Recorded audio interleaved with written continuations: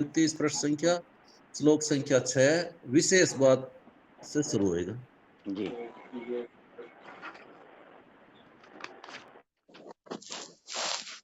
श्लोक संख्या 6 चौथा पांचवा हमने पढ़ा था, जिसमें भगवान के समग्र रूप का वर्णन है। यथाकाश स्थितो नित्यम वायु सर्वत्र गो महान तथा सर्वाणि भूतानि मत्स्थानि सुधारे।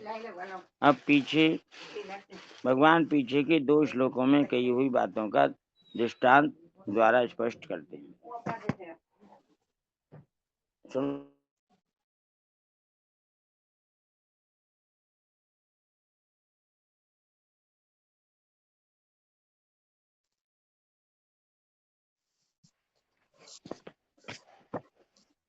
यही दे दो पुराना वाला। हाँ, जैसे सब जगह विचरने वाली महान वायु नित्य ही आकाश में स्थित रहती है, ऐसे ही संपूर्ण प्राणी मुझ में स्थित रहते हैं। ऐसा तुम मान लो, ऐसा भगवान ने छठे श्लोक में कहा। अब हम उसका आधा हमने पढ़ रखा है, उसके आगे का भाग पढ़ रहे हैं। कहाँ से भाई जी? विशेष बात से। हाँ आचार्य जी, विशेष बात से शुरू करना है। हाँ जी। संपूर्ण जीव भगवान में स्थित रहते हैं। संपूर्ण जीव भगवान में ही स्थित रहते हैं।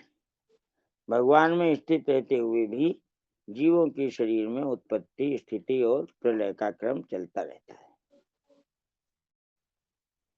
क्योंकि सभी शरीर परिवर्तनशील हैं और ये जीव स्वयं अपरिवर्तनशील है।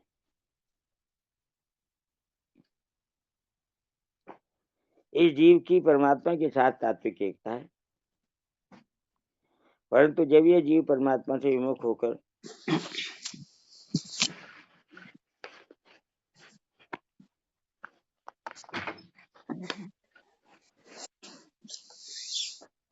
शरीर के साथ अपनी एकता मान लेता है, तब इसे मैंपन की स्वतंत्र सत्ता का भान होने लगता है।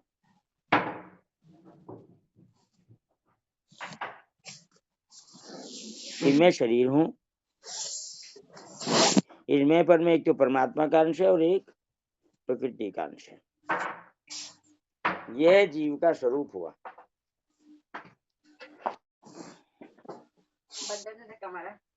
जीव का स्वरूप क्या है? मैं शरीर हूं। इसमें मैंपन एक तो परमात्मा का, इस मैंपन में एक तो परमात्मा का अंश है और एक प्रकृति का अंश। यह जीव का स्वरूप हुआ। जीव अंश तो है परमात्मा का, पर पकड़ लेता है प्रकृति के अंश को।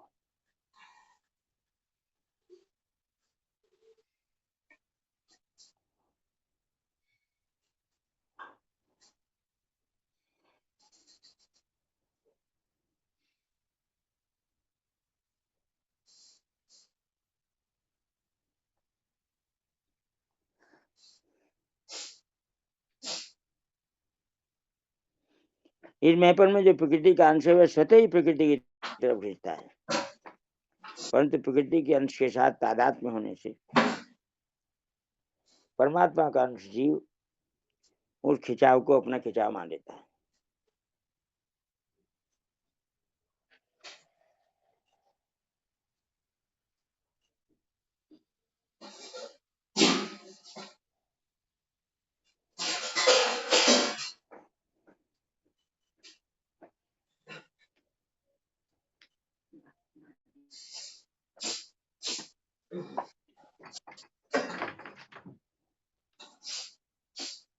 और मुझे सुख मिल जाए, धन मिल जाए, भोग मिल जाए, ऐसा भाव कर लेता है। ऐसा भाव करने से वह परमात्मा से विमुख, विशेष विमुख हो जाता है। उसमें संसार का सुख हरदम रहे, पदार्थों का संयोग हरदम रहे, यह शरीर मेरे साथ और मैं शरीर के साथ सदा रहूं, ऐसी जो इच्छा है, जो इच्छा रहती है, ये इच्छा वास्तव में परमात्मा के साथ रहने की है, क्योंकि उसका नित्य संबंध तो परमात्मा के साथ ही है।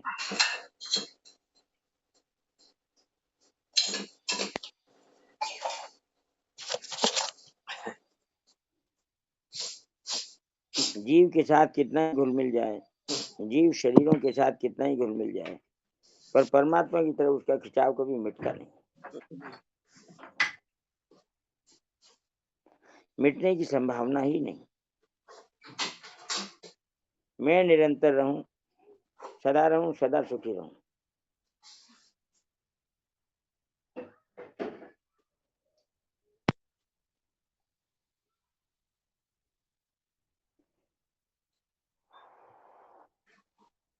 और मुझे सर्वोपरि सुख मिले। इस रूप में परमात्मा का खिंचाव रहता ही है, परंतु उससे भूल यह होती है कि वे जड़ अंश की मुख्यता से इस सर्वोपरि सुख को जड़ के द्वारा ही प्राप्त करने की इच्छा रखता है। वे भूल से उस सुख को चाहने लगता है जिस सुख पर उसका अधिकार नहीं है। अगर वह सजग सावधान हो जाए और भोगों में कोई सुख नहीं है, आज तक कोई सा भी संयोग नहीं रहा, रहना संभव ही नहीं, ऐसा समझ ले, तो सांसारिक संयोग जन्य सुख की इच्छा मिट जाएगी। और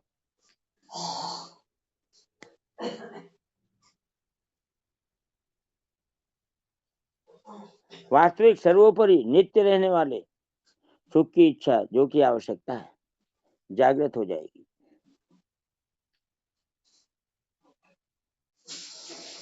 यह आवश्यकता ज्यों की त्यों, यह आवश्यकता ज्यों ज्यों जागृत होगी, त्यों ही त्यों नाशवान पदार्थों से विमुक्ता होती चली जाएगी। नाशवान पदार्थों से सर्वथा विमुक्ता होने पर मेरी स्थिति तो अनादिकाल से परमात्मा में ही है, इसका अनुभव हो जाएगा।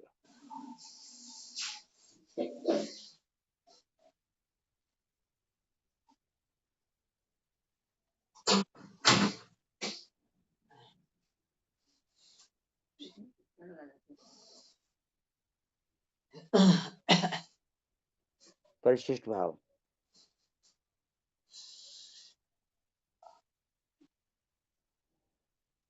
जैसे वायु आकाश से उत्पन्न होती है, आकाश में स्थित रहती है और आकाश में ही लीन हो जाती है, अर्थात आकाश को छोड़कर वायु की स्वतंत्र सत्ता है ही नहीं।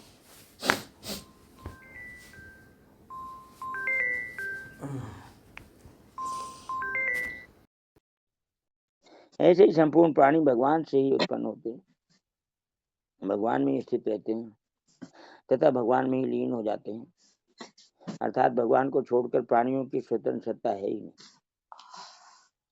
इस बात को साधक दृढ़ता से स्वीकार कर ले तो उसको सब कुछ भगवान ही है।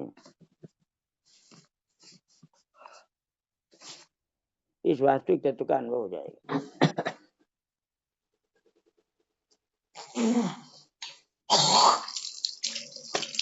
इस श्लोक को समझने के लिए कार्य कारण भाव जैसा ठीक बैठता है, वैसा विवर्तवाद ठीक नहीं बैठता।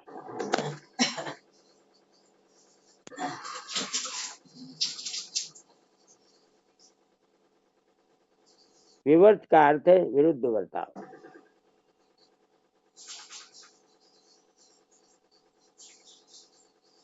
जो नहीं है और जो दिखता है, जैसे रस्सी में सांप दिखना, यह विवर्तवाद है।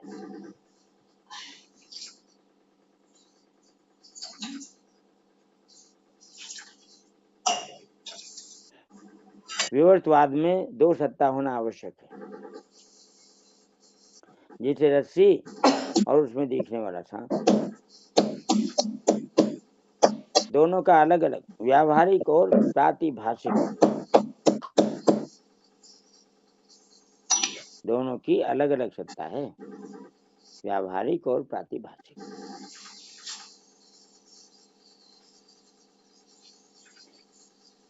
परंतु गीता के इस श्लोक में आकाश और वायु का दृष्टांत दिया गया है,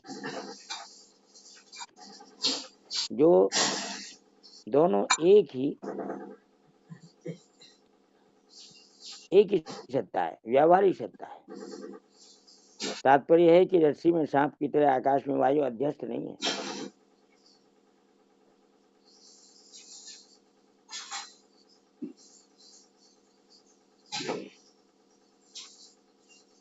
अथवा आकाश में वायु की प्रतीति मात्र नहीं है। प्रत्युत वायु आकाश का कार्य है। कार्य की कारण के साथ अभिन्नता होती है, अर्थात कार्य और कारण की एक सत्ता होती है। जैसे सोना और उसके काले गहने, दोनों की एक सत्ता है। अतः जैसे सोना और गहने दोनों में तत्व से एक सोना ही सोना है, ऐसे ही परमात्मा और संपूर्ण प्राणी दोनों में तत्व से एक परमात्मा ही परमात्मा है। इसी बात को गीता ने वासुदेव सर्वम और सदस्य चाहम अर्जुन 7 के 19 और 9 के 19 में कहा है,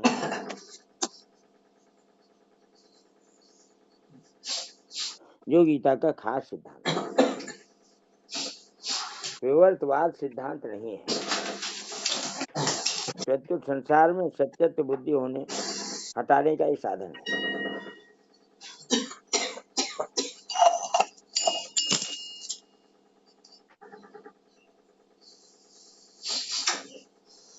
अगर वायु स्पंदित हो तो वायु में आकाश है और आकाश में वायु है। अगर वायु स्पंदित ना हो तो न वायु में आकाश है न आकाश में वायु है, अर्थात आकाश ही आकाश है।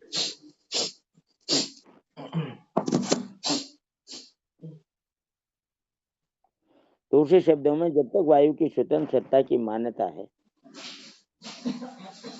तब तक आकाश में वायु और वायु में आकाश है। परंतु तात्विक दृष्टि से देखें तो न आकाश में वायु है न वायु में आकाश है, अर्थात आकाश ही आकाश है। इसी तरह तात्विक दृष्टि से न परमात्मा में प्राणी है न प्राणियों में परमात्मा है, अर्थात परमात्मा ही परमात्मा है।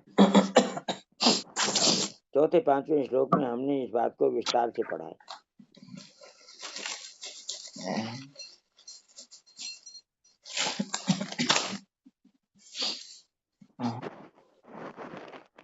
इस श्लोक में वायु के लिए 2 पद आए हैं, सर्वत्र गह और महान।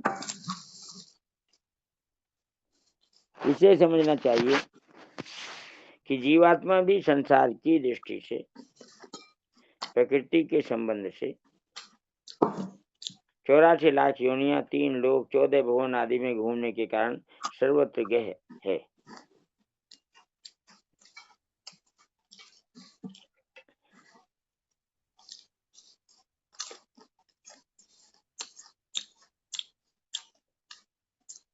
महान पद से अनंत ब्रह्मांडों के सभी जीव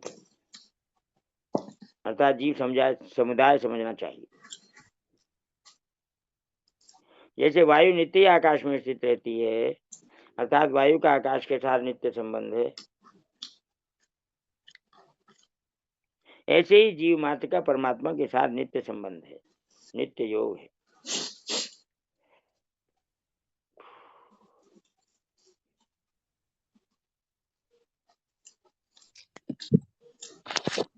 आचार्य जी प्रणाम।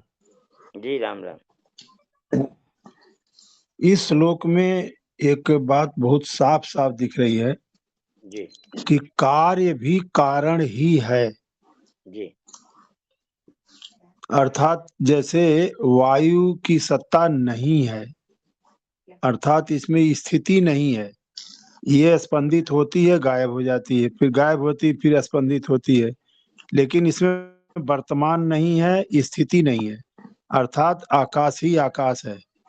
तो मार्मिक बात ये दिख रही है कि जैसे वायु के संदर्भ में आकाश ही आकाश है, कार्य के बदले में कारण ही कारण है, तो ऐसे पृथ्वी का कारण जल, जल का कारण तेज, तेज का कारण वायु, वायु का कारण आकाश, आकाश का कारण अहंकार, अहंकार का महत बुद्धि और उसका प्रकृति और फिर महाकारण परमात्मा। तो कारण के रूप से अगर देखा जाए तो ये श्लोक महाकारण रूप से परमात्मा की तरफ स्वतः दृष्टि करा रहा है, प्रकृति के संदर्भ में भी और इधर जीव आत्मा के हिसाब से भी परमात्मा ही है। तो दोनों तरह से ये श्लोक बता रहा है कि एक परमात्मा के अतिरिक्त कोई सत्ता नहीं है और न कोई अस्तित्व है। यही बात। हाँ, यही बात है भाई जी। कार्य जी, और कारण की सत्ता एक ही होती है, अलग अलग नहीं होती। अलग अलग नहीं होती है। अब ये बात भगवान कह रहे हैं, गीता जी कह रही हैं, और स्वामी जी महाराज साधक संजीवनी के साथ हम लोगों को समझा रहे हैं।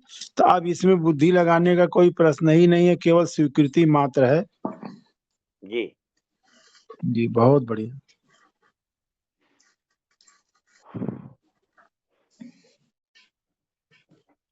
7वां श्लोक।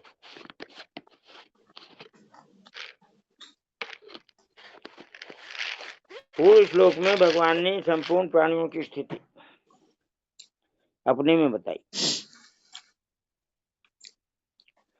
पर उनके महासर्ग और महाप्रलय का वर्णन बाकी रह गया। अतः उसका वर्णन आगे के 2 श्लोकों में करते हैं।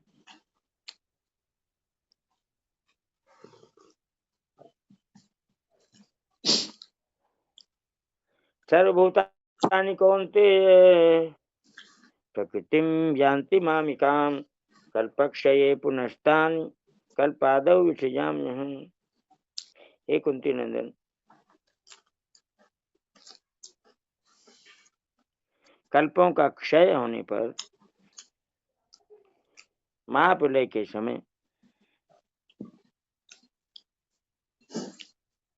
संपूर्ण प्राणी मेरी प्रकृति को प्राप्त होते हैं। जी राम राम। महाराज जी, मेरी प्रकृति को प्राप्त होते हैं, ये थोड़ा सा मेरे को समझाओ। मेरी प्रकृति मूल प्रकृति है। अच्छा अच्छा, ठीक है।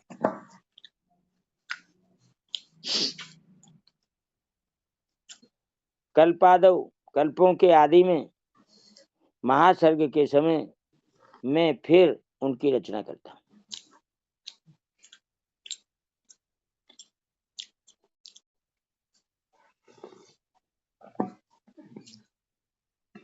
परमात्मा में ही लीन हो जाते हैं सब, और परमात्मा ही फिर उनको उत्पन्न करते हैं। ये बात महासर्ग और महाप्रलय की हुई। ब्रह्मा जी की आयु पूर्ण होने पर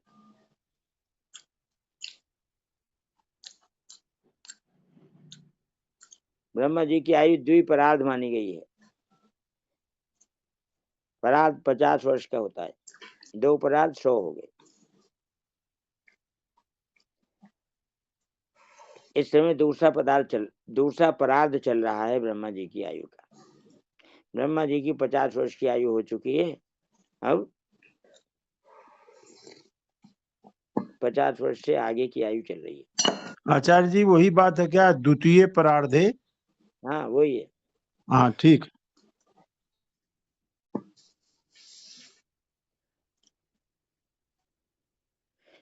सर्वभूतानि कौन्तेय प्रकृतिं यान्ति मामिकाम् कल्पक्षये।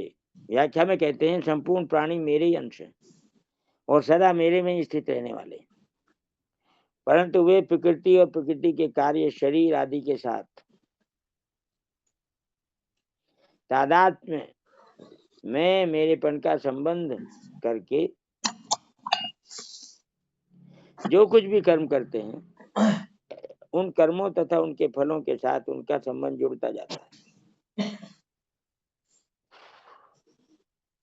जिससे वे बार बार जन्मते मरते रहते हैं। जब महाप्रलय का समय आता है, जिसमें ब्रह्मा जी 100 वर्ष की आयु पूरी होने पर लीन हो जाते हैं, उस समय प्रकृति के परवश हुए वे संपूर्ण प्राणी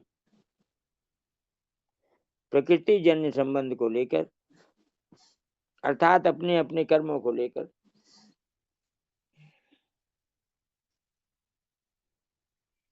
मेरी प्रकृति में लीन हो जाते हैं।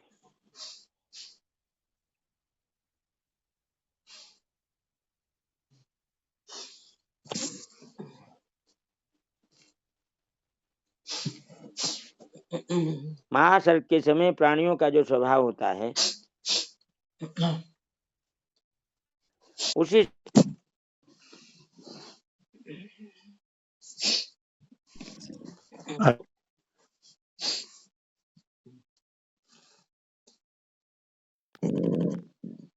अपने लिए जो कर्म होते हैं वही कर्म हमारे साथ रहते हैं और इन्हीं हाँ जी।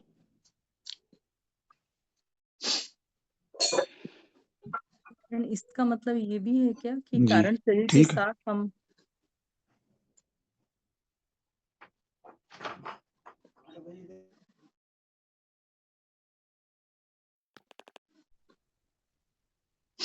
हाँ जी, बोलिए। कारण शरीर के साथ लीन होते हैं, ऐसे है ना इसका अर्थ कि नहीं? हाँ, प्रकृति के साथ, अपने स्वभाव के साथ, अपने कारण शरीर के साथ।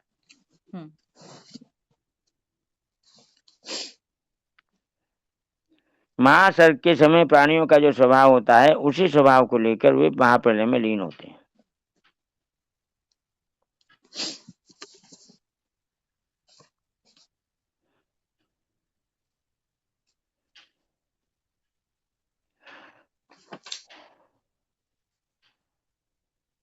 इससे ये प्रदर्शित होता है कि स्वभाव बदलना केवल मनुष्य योनि में संभव है, नहीं तो महाप्रलय, महासर्ग, प्रलय, महाप्रलय, प्रलय, सर्ग कुछ भी होता रहे, स्वभाव नहीं बदलता।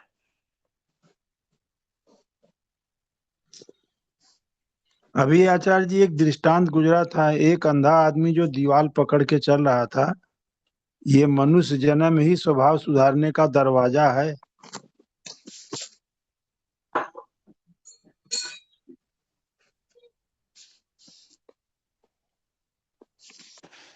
पुनस्तानी कल्पादौ सिजाम्य हम। महाप्रलय के समय अपने अपने कर्मों को लेकर प्रकृति में लीन हुए प्राणियों के कर्म जब परिपक्व होकर फल देने के लिए उन्मुख हो जाते हैं, तब प्रभु के मन में बहुत श्याम प्रजा ये ऐसा संकल्प हो जाता है।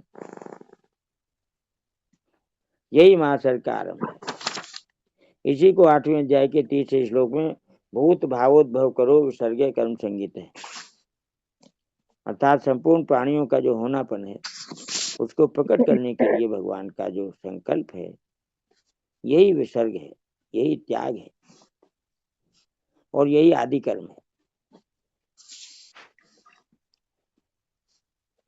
14वें अध्याय में इसी को गर्भम दधाम्य हम कहा है और अहम बीजे पिदे पिता कहा है, 14:3 और 14:4 में।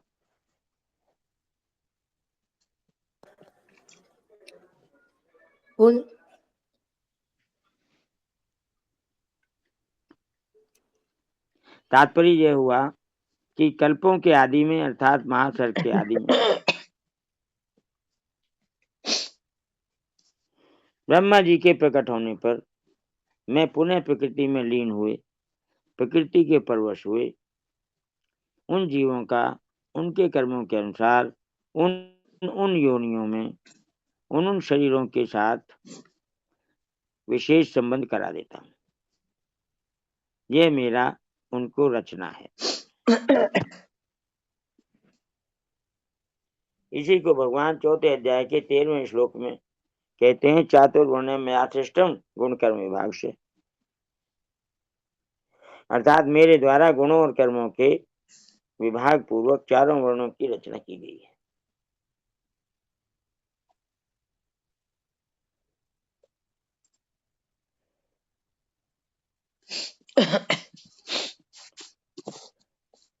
ब्रह्मा जी के एक दिन का नाम है कल्प, जो मानवीय 1000 चतुर्युगी का होता है। इतने ही समय की ब्रह्मा जी की एक रात होती है। इस हिसाब से ब्रह्मा जी की आयु 100 वर्ष की होती है। ब्रह्मा जी की आयु समाप्त होने पर जब ब्रह्मा जी लीन हो जाते हैं, उस महाप्रलय को यहाँ कल्पक्षये पद से कहा गया है।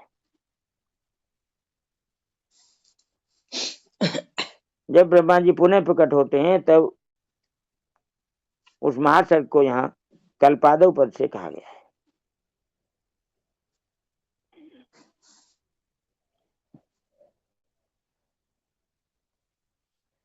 यहाँ सर्वभूतानि प्रकृति यान्ति। महाप्रलय में तो जीव स्वयं प्रकृति को प्राप्त होते हैं और तानि कल्पादो विसृजामि, महासर के आदि में मैं उनकी रचना करता हूं। ये दो प्रकार की क्रियाएं देने का तात्पर्य है कि क्रियाशील होने से प्रकृति स्वयं लय की तरफ जाती है, अर्थात क्रिया करते करते थकावट होती है तो प्रकृति का परमात्मा में लय होता है।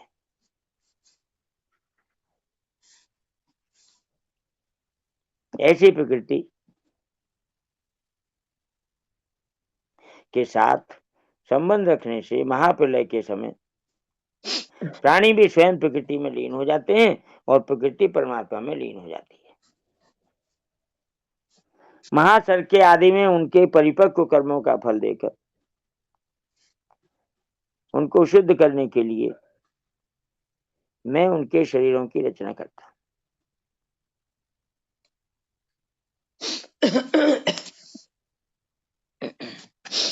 रचना उन्हीं प्राणियों की करता हूं जो कि प्रकृति के परवश हुए हैं। जैसे मकान का निर्माण तो किया जाता है पर वह धीरे धीरे स्वतः गिर जाता है, ऐसे सृष्टि की रचना तो भगवान करते हैं पर प्रलय स्वतः होता है। इसलिए सिद्ध हुआ कि प्रकृति के कार्य संसार शरीर की रचना में तो भगवान का हाथ होता है, पर प्रकृति का कार्य ह्रास की तरफ स्वतः जाता है। ऐसे ही भगवान का अंश होने के कारण जीव स्वतः भगवान की तरफ उत्थान की तरफ जाता है, परंतु जब वह कामना ममता आसक्ति करके स्वतः पतन की तरफ जाने वाले नाशवान शरीर संसार के साथ अपना संबंध मान लेता है तब वह पतन की तरफ चला जाता है। इसलिए मनुष्य को अपने विवेक को महत्व देकर तत्परता से अपना उत्थान करना चाहिए।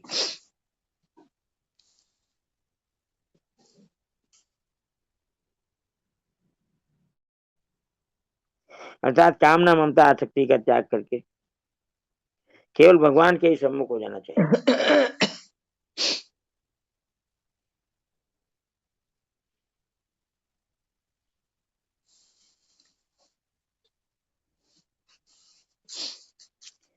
यहाँ बीच में शब्द आया शुद्ध करने के लिए, इस पे ध्यान दिया भाई लोगों ने? जी जी बिल्कुल बिल्कुल आचार्य जी बिल्कुल। भगवान का पैदा करना मारने का कोई विचार नहीं है, केवल हमारे कर्मों को शुद्ध करके। यहाँ एक शब्द आया आचार्य जी कि वो जहाँ त्याग वाला शब्द आया था, संपूर्ण प्राणियों का जो होनापन है उसको प्रकट करने के लिए भगवान का जो संकल्प है वही विसर्ग है, त्याग है। तो ये कर्मों को जलाने के लिए, भोगवाने के लिए, निपटाने के लिए भगवान अपने होनेपन को, जो हमारा होनापन है उसको जागृत करने के लिए, भगवान शुद्ध करने के लिए गैरेज में भेजते रहते हैं। जी। तो ये संसार एक प्रकार से गैरेज भी है और हमारे लिए अगर हम सेवा भाव से रहते हैं तो मुक्त होने का साधन भी है। जी जी बहुत बढ़िया। परिशिष्ट भाव।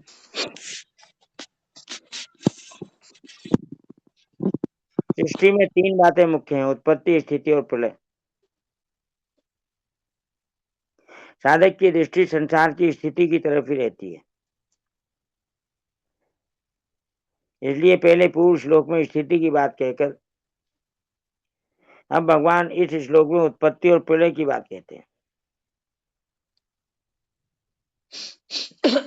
तात्पर्य की उत्पत्ति, स्थिति और प्रलय तीनों ही समग्र परमात्मा से होते हैं।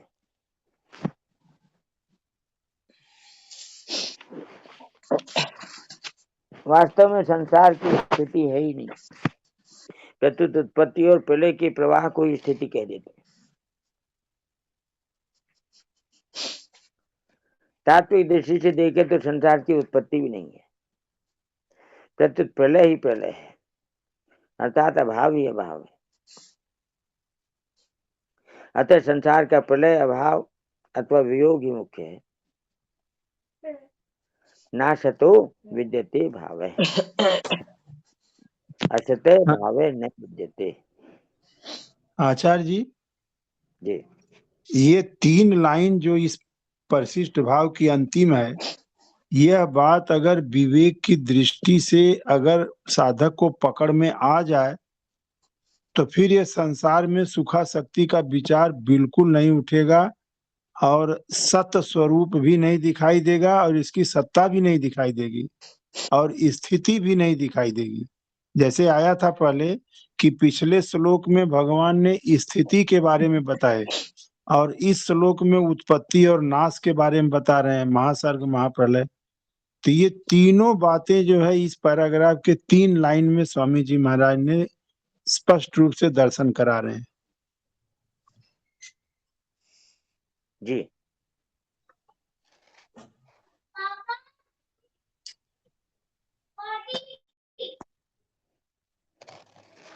आठवां श्लोक।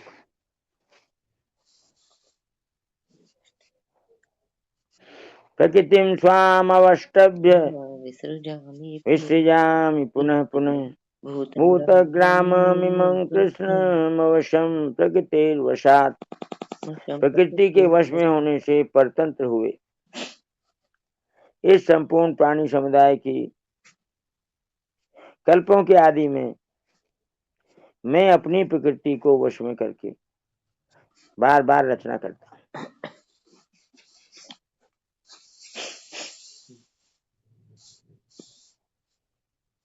व्याख्या।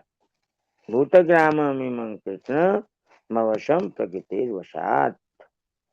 यहाँ प्रकृति शब्द व्यष्टि प्रकृति का वाचक है।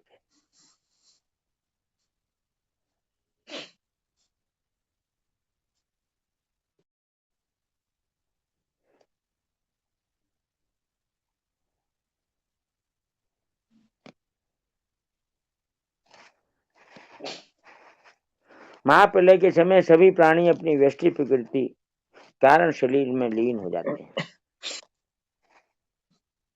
व्यष्टि प्रकृति समष्टि प्रकृति में लीन हो जाती है और समष्टि प्रकृति परमात्मा में लीन हो जाती है। अबे यार, परंतु जब महासर्ग का समय आता है तब जीवों के कर्म फल देने के लिए उन्मुख हो जाते हैं। उस उन्मुखता के कारण भगवान में इस बहुत चकले पे श्याम ना प्रजा रोटी ये बेलने से ना यह चकला ही संकल्प होता खसकने है, लगता है, इधर उधर खसक जाता है इस तरह से। जिसका अरे उल्लेख क्या हो गया, छांदोग्य परेशान उपनिषद में हो? आता है, चकला तो ऐसा लोगे तो आप खिसकेगा ही ना, ये तो सिलाब पे। जिससे तो ऐसा समष्टि नहीं लेंगे प्रकृति तो में क्या करेंगे? क्षोभ ऐसा से ही तो बेलते हैं ना अर्थात रोटी। हलचल पैदा हो लो जाती आपके लिए एकदम बेहतरीन सा है। जैसे प्रीमियम दही को बिलाया जुगाड़ जाए, ला दिए हैं। दही क्या को लाए हैं भिगोया इसमें? अरे जाए आप तो लो ना, उसमें मक्खन और पहले इसको छाछ, उसको छोड़ो, अब इसको ये देखो दो आप। चीजें पैदा हो अब जाती आपका हैं। वो चकला खिसकना मक्खन तो समझ ऊपर आ गया। जाता है और छाछ इस नीचे पे तो रह रोटी जाती है। बनाने में ही अरे नहीं आप बनता निकालो, है। आप देख के यहाँ शौक हो मक्खन जाओगे, बोलोगे सात्विक है, वाह। निकालो तो पहले छाछ पूरा। तामस है अभी आपको पता भी नहीं, आपने देखा भी नहीं होगा और ऐसा चीज़ है। बिलोना रूप क्रिया राजस है। यहाँ रखो, क्या चीज है? चकला ये बेलन, ऐसा चकला बेलन आता है क्या? स्टैंड वाला। आप कुछ मत करो, सबसे पहले इसको वॉश करके अच्छे से सुखा लो। सबसे पहले दिखाओ, पहले देखिए एकदम ऐसे ही लकड़ी का भगवान के संकल्प से पॉलिश्ड है प्रकृति में और क्षोभ स्टैंड हुआ है साथ में और ऐसा तो बेलन भी। प्रकृति ऐसा से चकला सात्विक बेलन तो राजस फर्स्ट और टाइम देख रही तामस हूँ। ये बेलन तो तीनों गुण सेम ही पैदा है हो लेकिन गए। चकला अलग ही बिल्कुल टाइप का है। ब्रांडेड। अब देखना आपका सारा काम क्वालिटी भी धो काफी के, हैवी है यार। बहुत हैवी है ना, हाँ बहुत हैवी है। और उन पीछे से तीनों ना गुणों स्क्रू से किया हुआ है, स्वर्ग देखो मृत्यु और ये पाताल निकलेगा भी नहीं दोनों साइड। ये तीनों लोग पैदा हो। उन तीनों लोकों में भी अपने अपने गुण, अपने अपने कर्म और अपने अपने स्वभाव से सात्विक राजस और तामस जीव पैदा हुए। अर्थात कोई सत्य प्रधान, कोई रजय प्रधान और कोई तमय प्रधान है।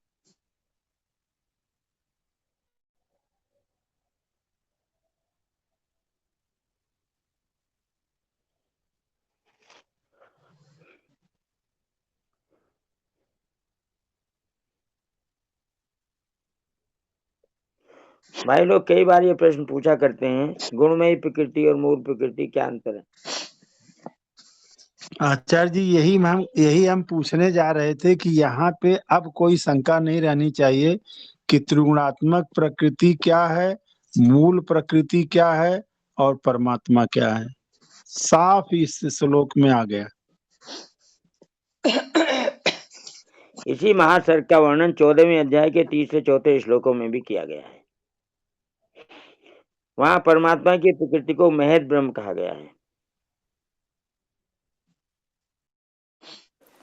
और परमात्मा के अंश जीवों का अपने अपने गुण, कर्म और स्वभाव के अनुसार प्रकृति के साथ विशेष संबंध करा देने को बीज स्थापन करना कहा गया है।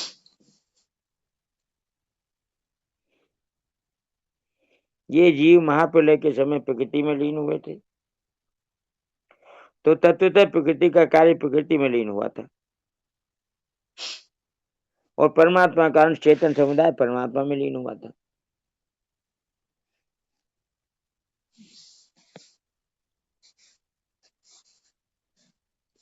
परंतु वह चेतन समुदाय अपने गुणों और कर्मों के संस्कारों के साथ लेकर ही परमात्मा में लीन हुआ था।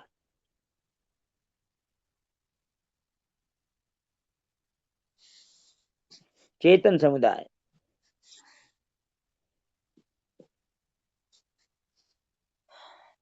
इसलिए परमात्मा में लीन होने पर भी वह मुक्त नहीं हुआ। अगर वह लीन होने से पहले गुणों का त्याग कर देता तो परमात्मा में लीन होने पर सदा के लिए मुक्त हो जाता।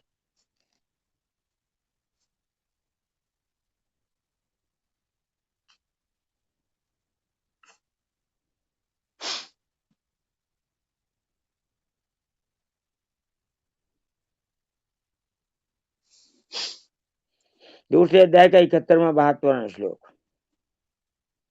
विहाय कामान्य सर्वान् पुमांश्चरति निष्क्रिय निर्ममो निरहंकार च शांति मध्ये गच्छति ऐसा ब्राह्मी स्थिति पार्थ नैनं प्राप्य मुह्यति स्थित्वा सामंत कालेपि ब्रह्म निर्वाणम् इच्छति।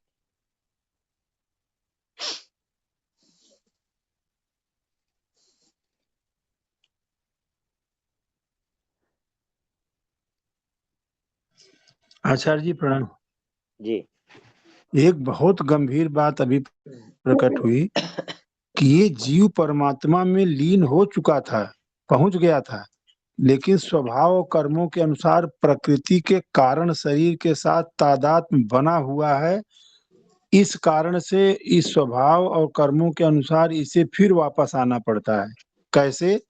जैसे गाढ़ नींद में सारे करण सूक्ष्म शरीर के हमसे अलग हो जाते हैं, मैं के सहित, लेकिन हमारा कारण शरीर से संबंध विच्छेद नहीं होता है गाढ़ सुषुप्ति में भी, जिससे जागते ही फिर हम वहीं अपने आप को पाते हैं जहां से गए थे। यही बात ना? हाँ जी। हाँ, तो इसीलिए स्वामी जी महाराज कहते हैं कि जीते जी अगर मुक्त हो गया तो ठीक, नहीं तो मुर्दों का आज तक कभी कल्याण नहीं हुआ। कल्याण तो जिंदों का ही हो सकता है, मुर्दों का तो हो ही नहीं सकता। जी।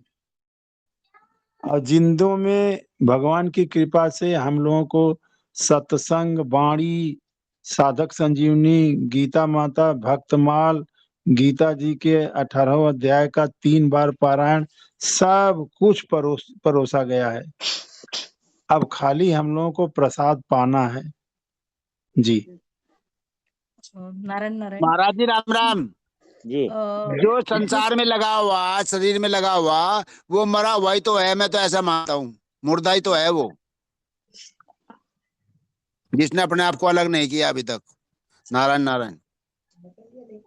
तो काम कौन कर रहा है? नारायण आचार्य कर्म जी, कौन कर, कर्म का फल कौन भोग रहा है? फिर मरा हुआ थोड़ी भोगता है। जो जिसने किया वही भोग रहा है। तो मरा हुआ ही भोग रहा है। मरा हुआ नहीं, मैं तो ऐसे कह रहा हूँ सर, ये बात अपने अपने अनुभव की बात बता रहा हूँ। मुझे तो मरा वही नजर आ रहा है, वो जो शरीर में लगा हुआ है। शरीर अगर ये विवेक जागृत नहीं हुआ अभी तक भाई ये मेरा नहीं है स्वामी जी के कहने पे भी, तो फिर वो मरा हुआ ही है। नारायण नारायण। एक बहन जी कुछ पूछ रही थी, बोले। हाँ नारायण नारायण आचार्य जी, ये जो क्रम मुक्ति वाला है ये तो मुक्त हो जाएगा ना, मतलब? हाँ, हो जाएगा।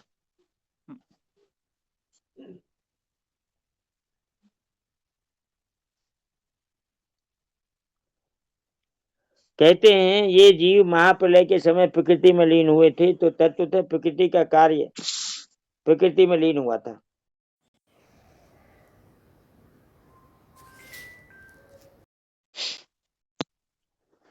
और परमात्मा का अंश चेतन समुदाय परमात्मा में लीन हुआ था, परंतु वह चेतन समुदाय अपने गुणों और कर्मों के संस्कारों के साथ लेकर ही परमात्मा में लीन हुआ था।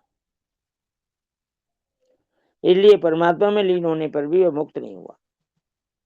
नारायण नारायण, लेकिन ये अशुद्ध है तो ये लीन कैसे हुआ? मतलब जब रात को सो जाते हैं तो अशुद्ध भी सो जाते हैं कि नहीं? अच्छा जी। जब रात होती है तो सब सो जाते हैं, शुद्ध हो या अशुद्ध हो सभी सोते हैं। जी। परमात्मा का अंश चेतन समुदाय परमात्मा में लीन हुआ था और प्रकृति का कार्य प्रकृति में लीन हुआ था महाप्रलय के समय। परंतु ये चेतन समुदाय अपने गुणों और कर्मों के संस्कारों के साथ लेकर कर्म के संस्कारों को साथ लेकर ही परमात्मा में लीन हुआ था।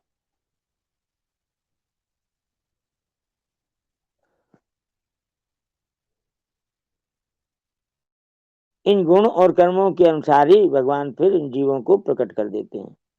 चातुर्वर्ण्य में आशिष्टम गुण कर्म विभाग से तत्स्य कर्तारमपि विद्य कर्तारमपि।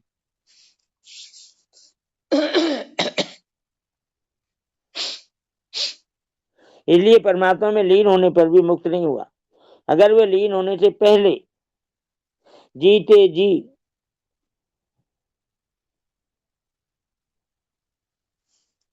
गुणों का त्याग कर देता तो परमात्मा में लीन होने पर सदा के लिए मुक्त हो जाता। आचार्य जी प्रणाम।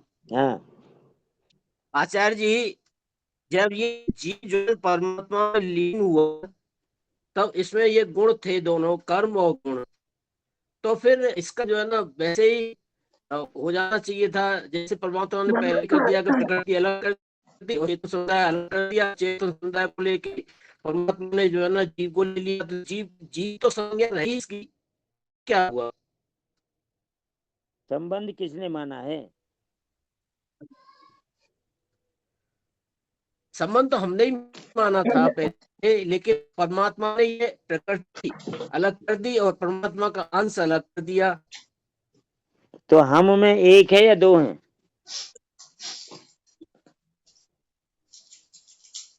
वो दो ही है, लेकिन यहाँ परमात्मा कहते हैं कि चेतन समुदाय परमात्मा में लीन हुआ था। चेतन समुदाय मुझे ये बताओ भाई जी, परमात्मा ये संबंध मानने वाला कौन है?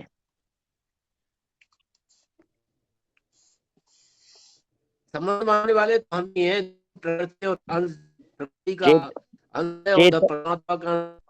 संबंध मानने वाला चेतन है या जड़ है? चेतन है। तो चेतन ही लीन हुआ है संबंध के साथ।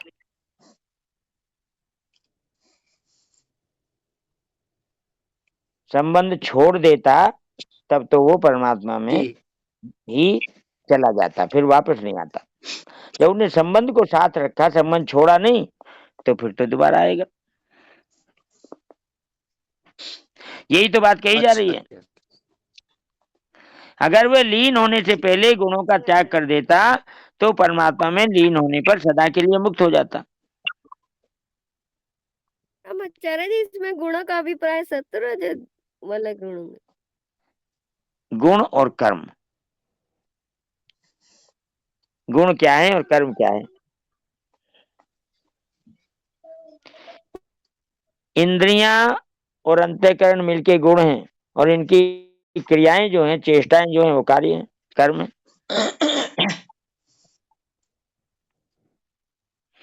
भोग भोगने की इच्छा, सुख की आसक्ति, इनको साथ लेके लीन हुआ था। अगर छोड़ देता तो मुक्त हो जाता, नहीं छोड़ा तो दोबारा पैदा होगा।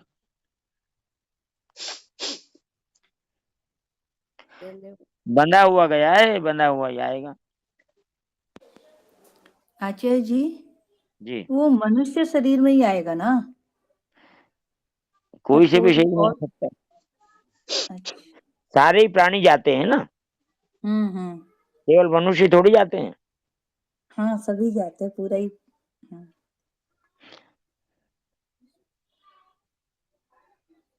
कर्मों के अनुसार ही होगा फिर सारी चीजें। कर्मों के अनुसार, स्वभाव के अनुसार।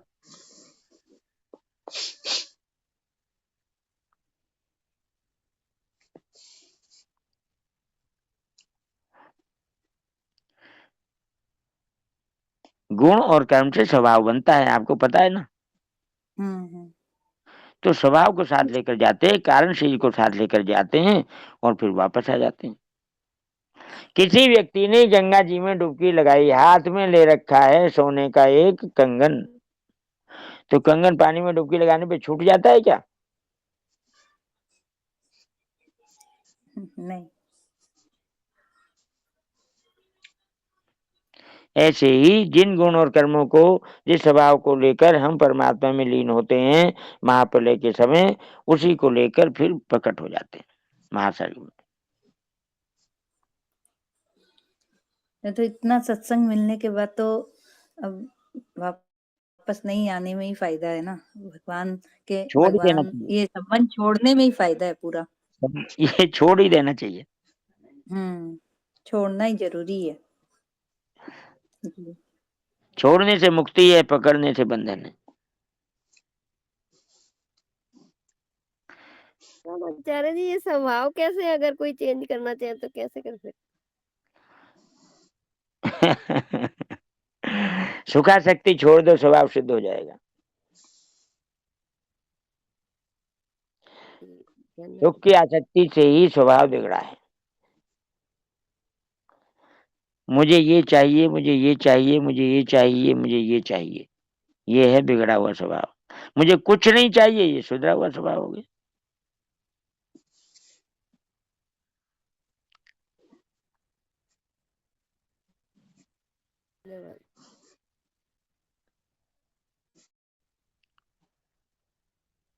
तो कहते हैं शरीरों के साथ, अलग अलग योनियों के शरीरों के साथ संबंध हो जाता है, अर्थात अलग अलग योनियों में जन्म हो जाता है महासर के आदि में। अलग अलग योनियों में जन्म होने में इस चेतन समुदाय की व्यष्टि प्रकृति अर्थात गुण कर्म आदि से माने हुए स्वभाव की परवशता ही कारण है।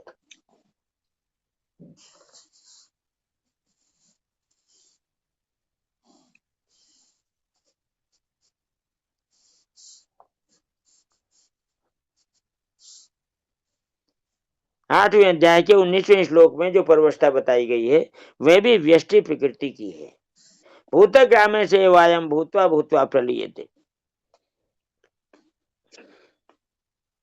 तीसरे अध्याय के 5वें श्लोक में जो अवस्था बताई गई है वह जन्म होने के बाद की परवस्था है। नहीं कश्चित् क्षणमपि जातु तिष्ठते कर्मकृत्। यह परवस्था तीनों लोकों में है। इसी परवस्था का 14वें अध्याय के 5वें श्लोक में गुणों की परवस्था के रूप में वर्णन हुआ है। सत्वम रजस तम इति गुणा प्रकृति संभवा निबध्नन्ति महाभाव देहि देहिनम् अव्ययम्।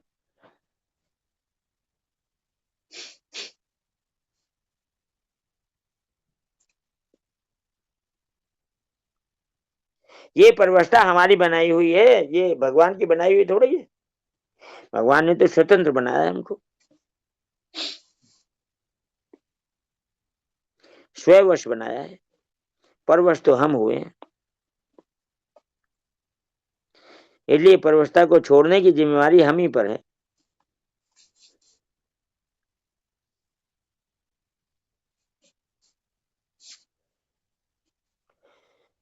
प्रकृति स्वाम अवष्टभ्य। प्रकृति परमात्मा की एक अनिर्वचनीय अलौकिक विलक्षण शक्ति है।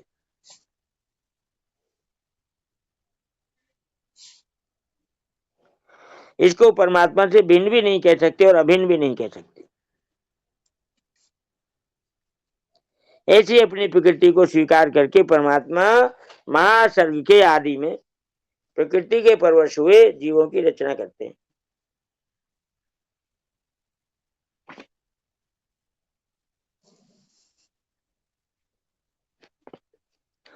परमात्मा प्रकृति को लेकर ही सृष्टि की रचना करते हैं, प्रकृति के बिना नहीं।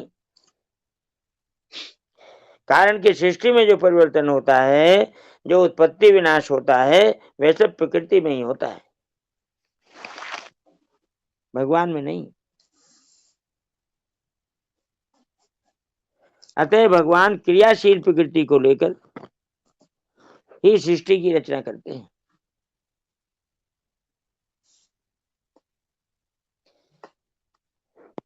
इसमें प्रकृति की कोई असमर्थता, इसमें भगवान की कोई असमर्थता, पराधीनता, अभाव, कमजोरी आदि नहीं है।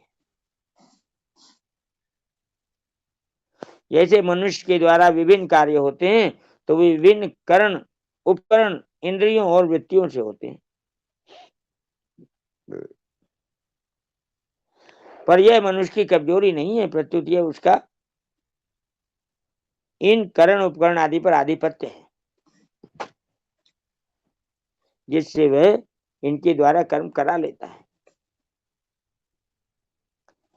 अब ब्रैकेट में खास बात है, उस पर ध्यान दो। हाँ, मनुष्य में यह कमी है कि वह उन कर्मों को अपना और अपने लिए मान लेता है, जिससे वह लिप्त हो जाता है, अर्थात अधिपति होता हुआ भी गुलाम हो जाता है।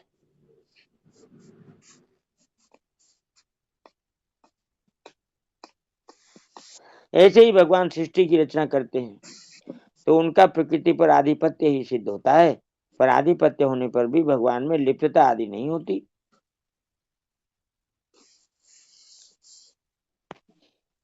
विसृजामि पुनः पुनः, यहाँ 6, 7, 8वें श्लोक में विसृजामि पद से उत्पत्ति का, मत्स्थानी पद से स्थिति का और प्रकृतिम यान्ति मामिकाम कल्पक्षय पदों से प्रलय का वर्णन आ गया है।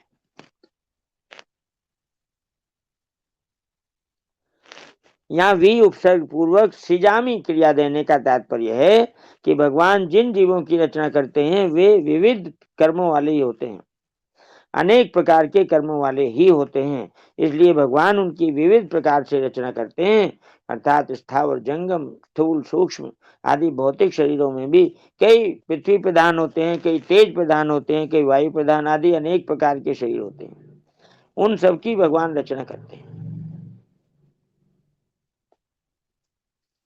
यहाँ यह बात समझने की है कि भगवान उन्हीं जीवों की रचना करते हैं जो व्यष्टि प्रकृति के साथ मैं और मेरा करके प्रकृति के वश में हो गए। व्यष्टि प्रकृति के परवश होने से ही जीव समष्टि प्रकृति के परवश होता है।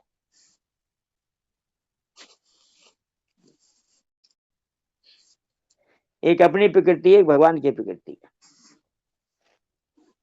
अपनी प्रकृति के परवश होने से ही भगवान की प्रकृति के परवश हो जाता है। प्रकृति के परवश न होने से महासर्ग में उसका जन्म नहीं होता। सर्गे पे नोपजायन्ते प्रलय न मिथन्ति चेत्, 14वें अध्याय का 2रा श्लोक। राम राम आचार्य जी, इसमें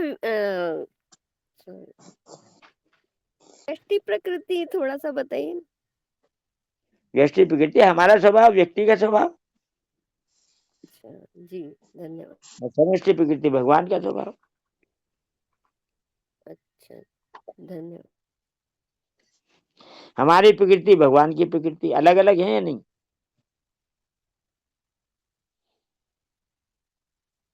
बताओ। धन्यवाद। हमारा संसार, भगवान का संसार अलग अलग है कि नहीं?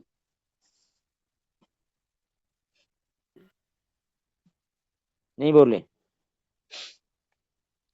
कह रहे हैं आप, हम बहुत बहुत हम धन्यवाद। अपने परिवार को हमारा संसार मानते हैं और भगवान सारे संसार को अपना संस्कार मानते हैं, परिवार मानते हैं। जी जी, धन्यवाद। जैसे हमारे प्रधानमंत्री मोदी जी कहते हैं 140 करोड़ मेरा परिवार है। तो उन्होंने समष्टि को ही अपना परिवार बना लिया। उनका व्यष्टि परिवार कुछ नहीं है, कोई है ही नहीं, मानते ही नहीं किसी को व्यष्टि। व्यक्तिगत कुछ नहीं है उनका, सब कुछ समष्टिगत है।